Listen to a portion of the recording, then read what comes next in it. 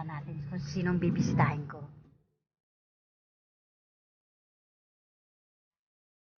Hello mga mamshi! Dito na kami!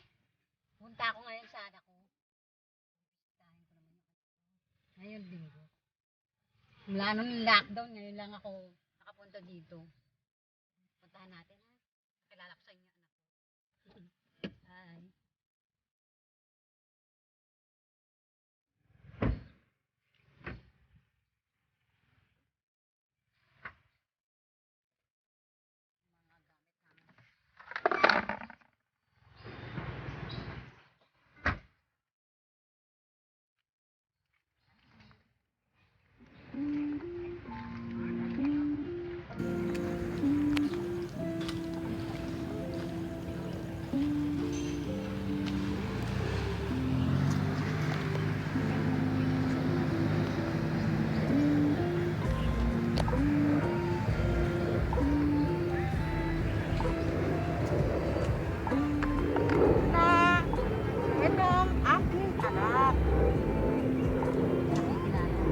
Pala nakakwento sa inyo no, mga mamshi, meron akong anak na lalaki, yan, wala na siya, dito siya nakatira, pinuhan siya ng Lord. Itong anak ko, ito yung biyanang ko. Happy Father's Day, Tay Dedeng. Ngayon lang kami nakapunta rito. Wala nung lang lockdown. Halos linggo-linggo kami, tuwing linggo kami napunta dito. Mula nung nawala yung anak ko, tuwing linggo kami napunta dito. Ngayon nag-lockdown. 3 buwan. Ngayon lang kami nakadalaw. Yung anak ko.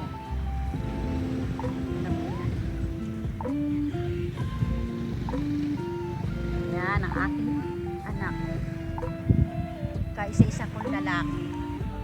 Special child siya. 20 years old siyang nawala sa amin. Hirap din namin din kasi ano siya, sakitin. Kasi nga mahina yung puso niya.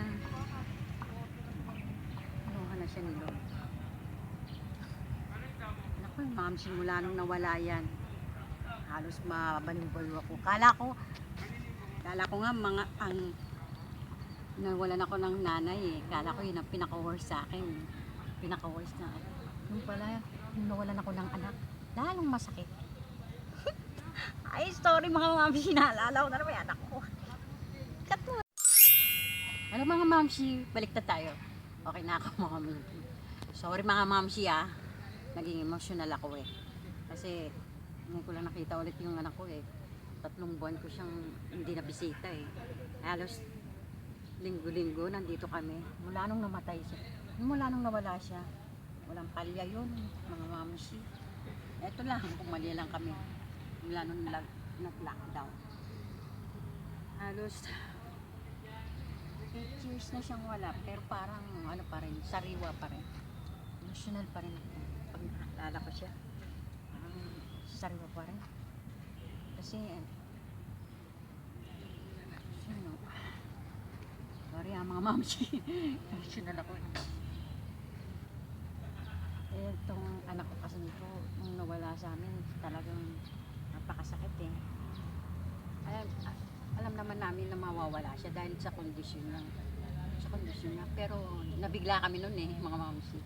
Kaya halos umiyak pa rin ako hanggang ngayon. Parang ang sariwa. Kasi mga mamsi, mula nung wala yan, pag dumadalaw ako dito, kinakausap ko yan. Lagi ako naiyak, sabi ko nga eh, Deng, kailan kaya ako pupunta rito na hindi na naiyak? Eh ngayon, 8 years na, ngayon lang ulit ako umiyak. Kaya ayan mga mamsi, sorry ah, napaiyak ko kayo mga mamsi ah. Ano lang kasi eh, emotional lang. Pati yung biyanang ko. Happy Father's Day, Tay. Samantalin ko na rin, Happy Father's Day sa fathers namin, sa papa namin. Happy Father's Day pa sa superhero namin. Napaka-supportive po yan. Supportive po yan sa amin. Sa aming mag-iina. Yun nga po eh, kala ko nga nung mawawala yung anak ko, siya ang unang ano eh, bibigay eh, yung pala ako. Ayun, sinuportahan niya ako. Kaya mga mamsi, ayun, nakaya ko na. Okay na. Cheers na. Yeah, mga mamsi. Happy Father's Day pa ha. Samantalahin ko na sa'yo. Tsaka Happy Father's Day na rin sa Martes. Napaka-supportive mo sa amin. I love you. Bye mga mamsi. Bye.